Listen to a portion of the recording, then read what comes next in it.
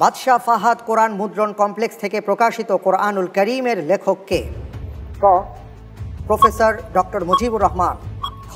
Professor doctor Abdullah Jahangir রাহিমাহুল্লাহ। গ. Doctor মনজুর ইলাহি। ঘ. ডক্টর আবু বকর মোহাম্মদ জাকারিয়া। সৌদি আরবের বাদশাহ ফাহাদ কোরআন মুদ্রণ কমপ্লেক্স থেকে বাংলা অনুবাদ এবং সংক্ষিপ্ত তাফসীর সহকারে কোরআনুল করিম নামে এই কোরআন অনুবাদটি প্রকাশ হয়েছে।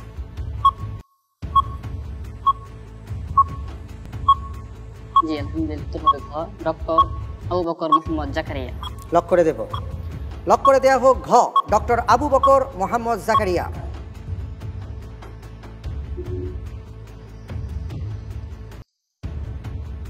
আপনি যে উত্তরটি দিয়েছেন আমি দেখতে পাচ্ছি আপনার উত্তরটি সঠিক উত্তর। আলহামদুলিল্লাহ। আলহামদুলিল্লাহ।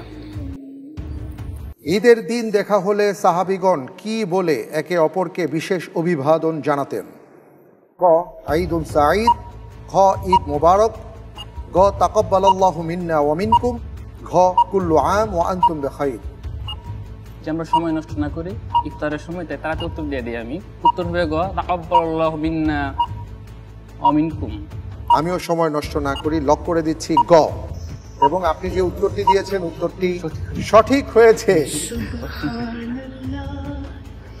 আলহামদুলিল্লাহ। জি আলহামদুলিল্লাহ। সাহাবায়ে কেরাম আজমাইন ঈদের দিন তাকাব্বালাল্লাহু মিন্না ওয়া মিনকুম বলতেন। এবং প্রিয় দর্শক, এখান থেকে আমাদের একটি শিক্ষণীয় বিষয় হচ্ছে যে এটা হলো একটা সুন্নাহ। আমরা ঈদের দিন বলি ঈদ মোবারক, আলহামদুলিল্লাহ এটা বলি, কিন্তু মূল সুন্নাহটা হচ্ছে তাকাব্বালাল্লাহু মিন্না ওয়া মিনকুম বলা। আল্লাহ তৌফিক দান করুন, আমিন। আমালিকা সম্প্রদায়ের সেনাপতি জালুতকে হত্যা করেছিল কে? ক. তালুত। খ. শামভিল। গ. দাউদ আলাইহিস সালাম। ঘ. হত্যাকারীর নাম জানা যায়নি।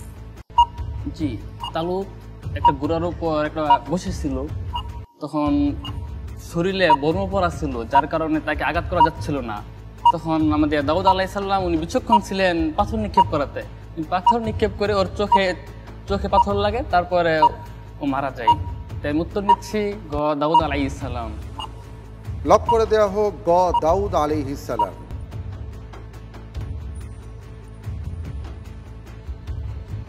একটি বিষয় আপনাকে সতর্ক করে দিচ্ছি, সেটি হচ্ছে যে আপনি ব্যাখ্যা বিশ্লেষণ যেটা করছেন অবশ্যই করবেন, কিন্তু সময় যেন চলে না যায়। ইনশাআল্লাহ। আপনি যে উত্তরটি দিয়েছেন আমি দেখতে পাচ্ছি আপনার উত্তরটি সঠিক উত্তর। আলহামদুলিল্লাহ।